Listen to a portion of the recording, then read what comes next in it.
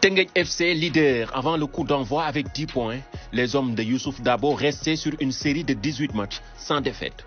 Le dernier revers de l'équipe rufisquoise remontant à mai 2019 face à Génération Foot, 4-0. Mais ce dimanche 31 janvier, les Verts et Blancs ont stoppé cette série d'invincibilité au stade Ngalandou Diouf de Rufisque, 2-0. Avec une première mi-temps timide, 0 but partout. Les deux équipes ont accéléré le rythme en seconde période avec des occasions de part et d'autre. Le Jaraaf est beaucoup plus opportuniste. Les Verts et Blancs obtiennent un penalty à la 53e minute qui sera transformé par Madické Kane suite à une faute de main de Waly Ndiaye dans sa surface de réparation.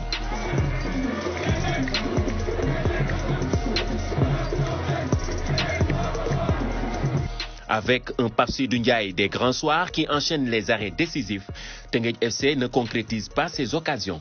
Acculés dans ses 30 derniers mètres, les Jarafois, dans un dernier barreau d'honneur, obtiennent un autre penalty à la 90e minute. De nouveau transformé par Madické Kane qui double la mise, score final 2-0.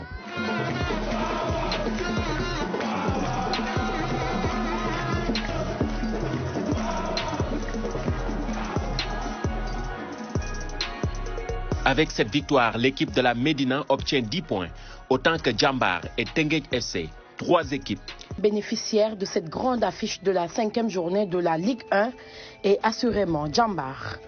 Bien que battue la veille par l'AS Douanes 1-0, l'équipe de Saly redevient leader de la Ligue Pro. Pourtant, les académiciens ont eux aussi enregistré leur première défaite de la saison face à AS Douanes.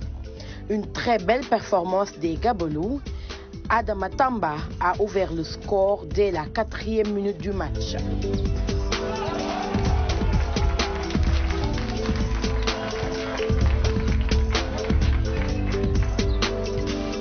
Les Gabelous conserveront ce score jusqu'à la fin malgré les nombreuses occasions des académiciens en seconde période.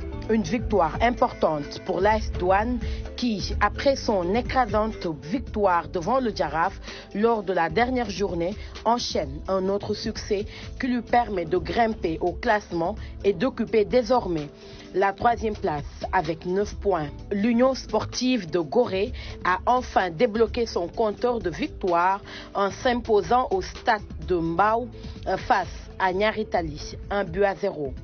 Il a fallu attendre la 5e journée pour voir les hommes de Sidat Sarr remporter leur première victoire de la saison. Babacar Ndiaye a marqué l'unique but de la rencontre qui permet aux insulaires d'occuper la 13e place. Avec 1 point d'avance sur son adversaire du jour, Niary Tally.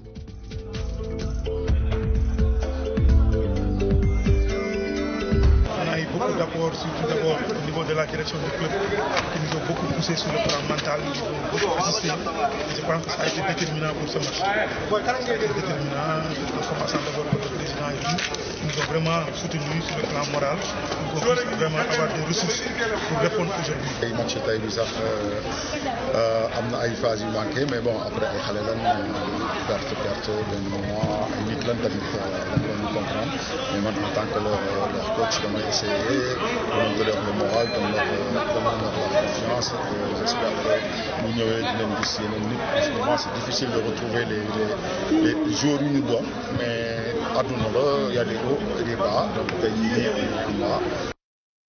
Parlons à présent de cette équipe capable de faire des tests tous les week-ends, mais qui, depuis 5 journées, a du mal à gagner des matchs. Ah, moi, je vais appeler Madi. Hein. Je ne savais pas qu'il était aussi riche. Alors, ça là, Génération Foot, les semaines se suivent et se ressemblent. Vous venez d'essuyer, bon, on ne va pas dire une défaite, mais voilà, vous avez été contraint au nul à domicile par le Casa Sport. La semaine dernière, vous avez été battu par l'AS Pikine. Donc, bon... C'est un démarrage un peu au ralenti. Comment vous l'expliquez? Disons que l'équipe a été renouvelée. Aujourd'hui, on a des jeunes quand même qui constituent l'ossature de l'équipe. Dans son ensemble, c'est des garçons qui ont tous fait le bac cette année, d'autres sont en U17 et qui rejoignent. Et il n'y a que quelques cadres qui sont restés. Et je pense quand même que pour constituer une équipe assez compétitive dans le futur, il va falloir passer par là. Mais si je vois le match d'hier en termes de contenu, on a énormément progressé par rapport au dernier match contre AS Pikine. Okay. Et on s'est même payé le luxe de rater un penalty à la 43e minute. Et donc, ce qui veut dire qu'aujourd'hui, les garçons sont en train de prendre conscience quand même qu'on est en compétition.